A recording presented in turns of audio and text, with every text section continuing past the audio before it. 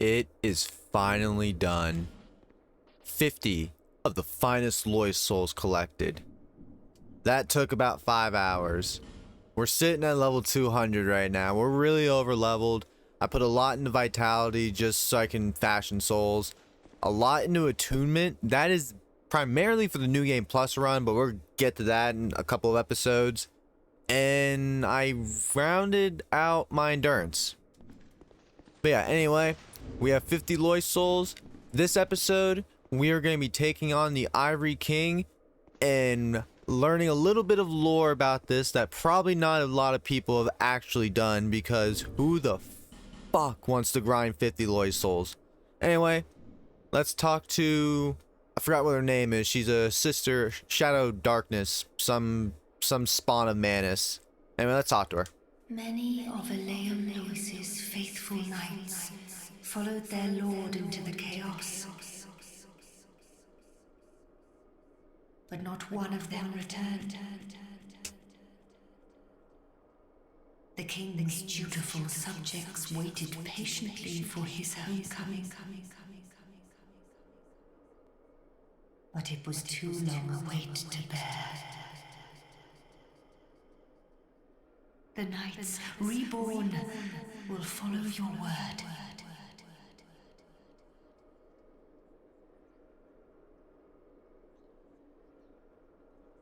Wait, what? Many of it, but not one. The king. Wait, what the heck? You're supposed to let me in. What the fuck? I have Lois souls, bitch. Alright, so I had to do a little research. We actually have to kill Ivory King first. So before we go and fight Ivory King... What the fuck? To help us fight Ivory King, we have Lucatiel. Now, I don't know if this means Lucatiel lived and just escaped somewhere, or if this is just like, hey, we're gonna throw Lucatiel in here because it's fan favoritism or whatever. But Lucatiel's here. It's fucking awesome. We're gonna go fuck up Ivory King. I've been literally just grinding these things for 5 hours, so I literally have the attack patterns in the back of my head. We're about to see some Ultra Instinct Naruto Baron mode.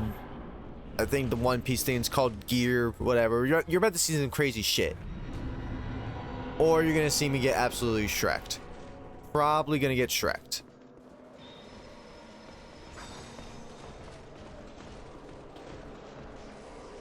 I went through this the first time with the Curved Dragon Greatsword, so it would be pretty interesting to see how the Lightning Defender Greatsword does. Okay, it's about the same, but we also got to factor in we have Lucatiel boosting their health, or it's boosting either their health or their defense, one of the two. But that's pretty good. Even if it's exactly equal, it probably should have been using this, because I can one-hand this, and one-handing it with the horizontal swings, like right here. Bam, I can get two. I can literally just keep swinging. And I think it's a lot less stamina cost than swinging a big-ass curved greatsword. Oh, look at that, our 51st Lois soul. I know the R2s on this is fucking awesome. The stab spin. The good old Lightning Defender Greatsword days. I remember when PvP was prevalent in this game, and if I used the Lightning Defender Greatsword, I was not losing. Like, I will confidently say that out of all 3 Dark Souls, I was the best in Dark Souls 2. Which is probably not a really good thing to be good in, seeing as everyone likes 1 and 3 more, and now everyone plays Elden Ring, and I'm kind of shit. I haven't even played Elden Ring in like 6 or 7 months. Like, I played it when it first released, and then I kind of stopped. Okay, cool. So after you fight a lot of the Charred Lois Knights, coming out of fucking Hell's Gate himself,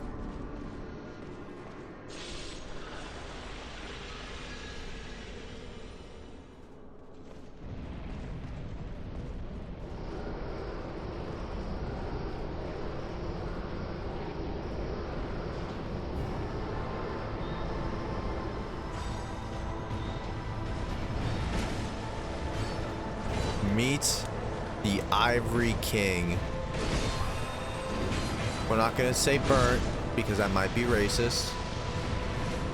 Be careful, you still do have one of these hell portals that will remain awakened. You do have to kind of deal with this. I recommend just going hard dealing with it. As you see, our third Lois Knight, our third Lois Knight took care of that. So now it's just it's a 1v3 right now actually, which isn't fair, but I don't care. This is the king I deem to not be a fuck up compared to all the other kings for reasons I will explain afterwards. But yeah, 4 kings. The Dark Souls 2 storyline really wanted to make kings and royalty fail. That seems like the biggest gist, is no matter how powerful you think you are, what kind of prestigious position you're in, you're still vulnerable to getting fucked, essentially.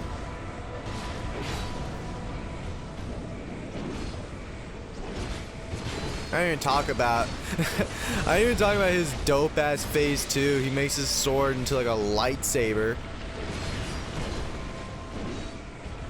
Coolest thing is you can actually get that sword, which is it's dope. It's dope. Man, his backflips like he's in Dark Souls 1 with the Darkwood Grain Ring. I wish that was in this game. I feel like oh my god, that stagger was clutch. Did our buddy die? I think our buddy's dead. Yeah, our buddy's dead.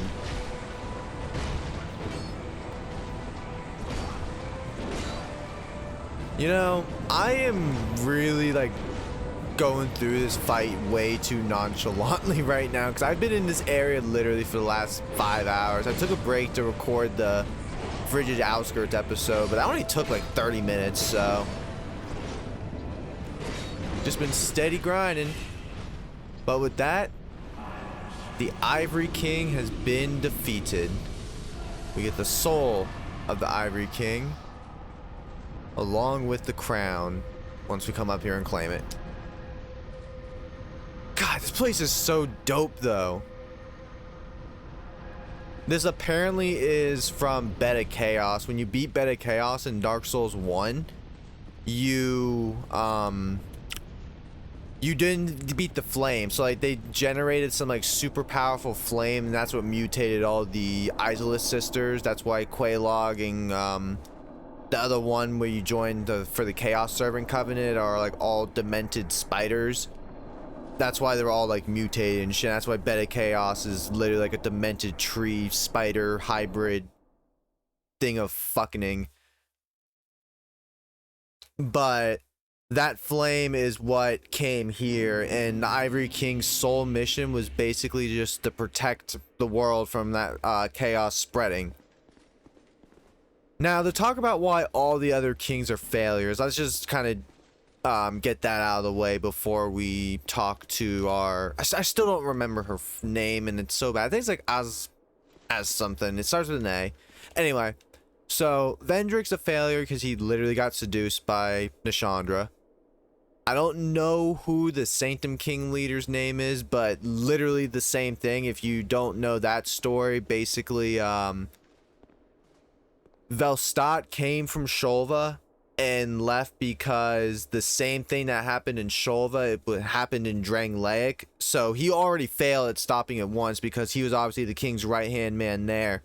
Fume Knight also saw that shit, and then when he saw it happening again in Drangleic, he spoke out of term. Velstadt and Fume Knight fought.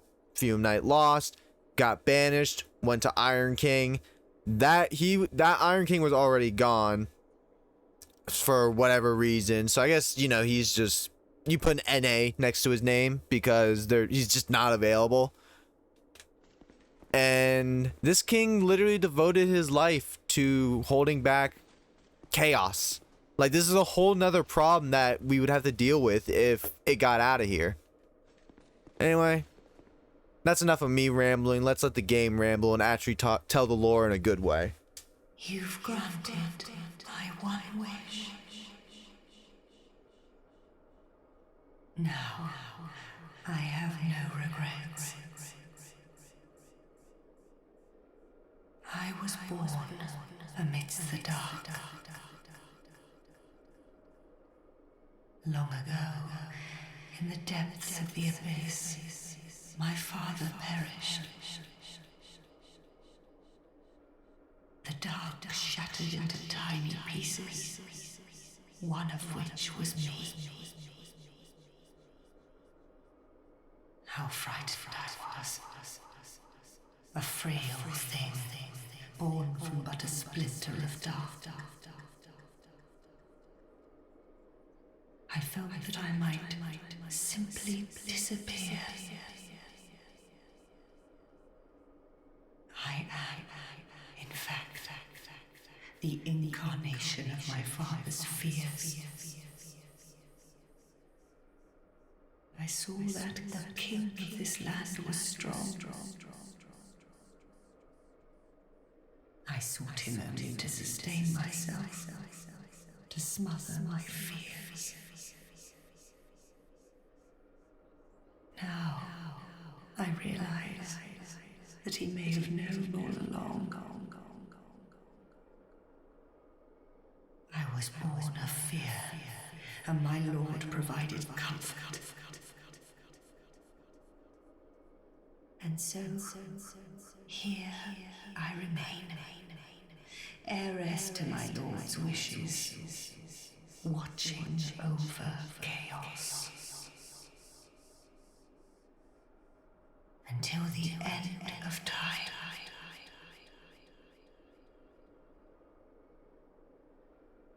The knights of Ivory were swallowed by the chaos, where their souls still remain. I pray for their deliverance.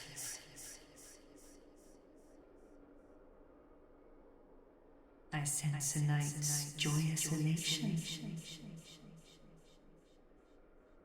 Kind visitor, please accept my gratitude.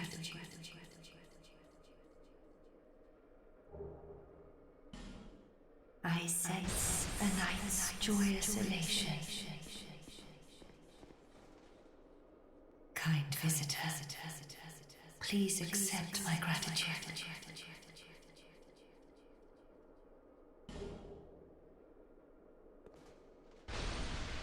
I sense a night's kind visitor.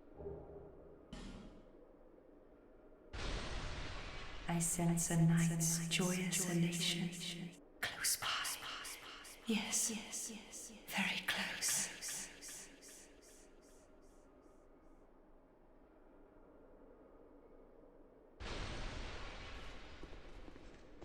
So what she was saying there about being a sister of dark, when Manus died, he split into 4 different entities.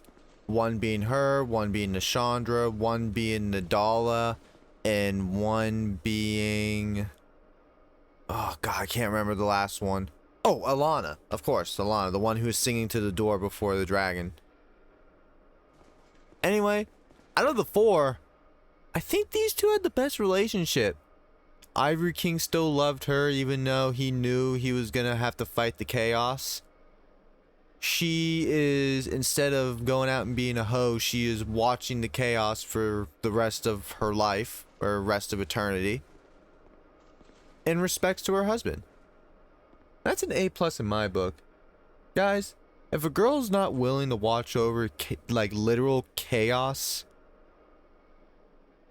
after you die, she ain't the one. She ain't the one. Kind visitor, I am not the only being born of dark.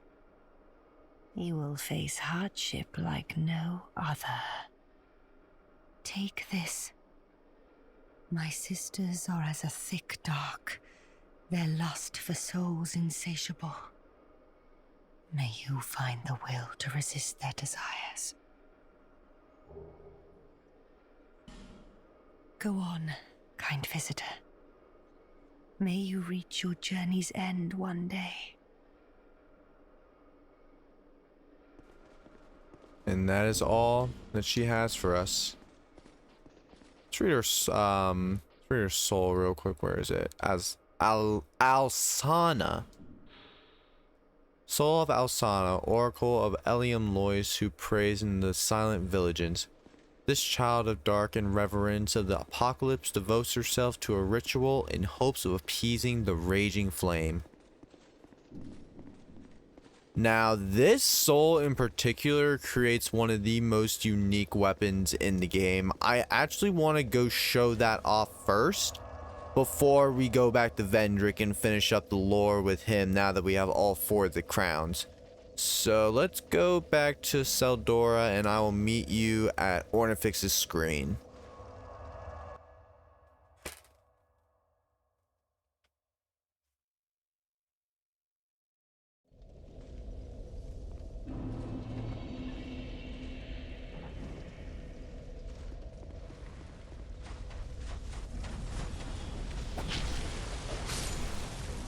Can't believe I never did this, so I'm pretty sure this light here will keep the spiders away from Ornifex.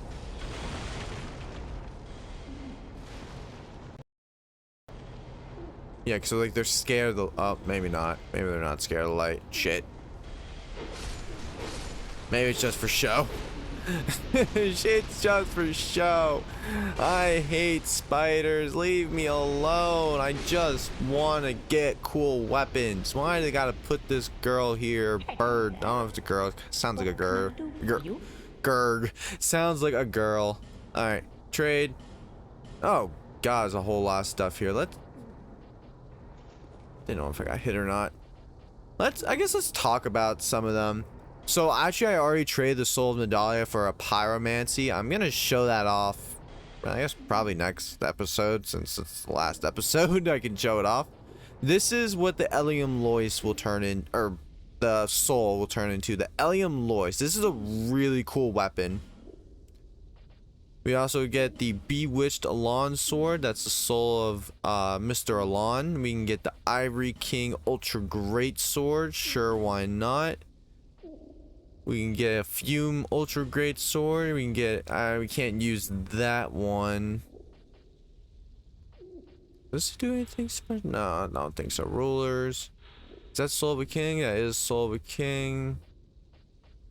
Just checking all my options. Yeah, sure, why not? We'll get that. So let's show off this Eliam Lois real quick, because this is a really cool weapon. I have so many Choidlars. I need to organize. Where's the Lois? Lois. Okay, Eliam Lois. So it is a curved great sword, or curved sword, with a special right trigger attack. This right trigger attack is very good, because watch your HP. You gotta hit him. You can just spam this. Now, it's okay, it's a little risky. I'm almost dead. But I'm pretty sure it's gonna heal you more when, oh god, when it's fully upgraded. But other than that, it also has pretty good range. Really good weapon. Sucks you get it so late, but it'd be a good new game plus weapon, which, like I said, is worth playing in this game, and we are gonna be playing it. Anyway, enough rambling. I'm gonna go back to Mr. Vendrick, and we're gonna finish up that lore, and that's gonna be the end of this episode.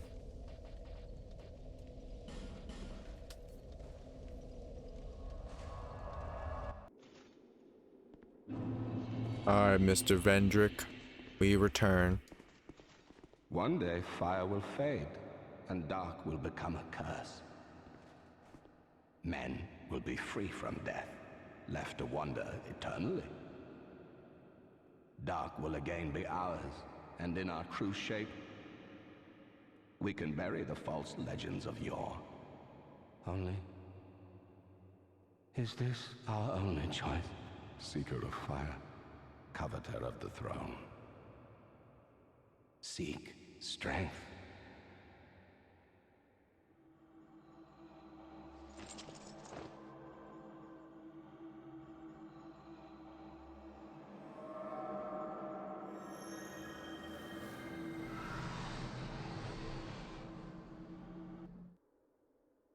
the rest will follow.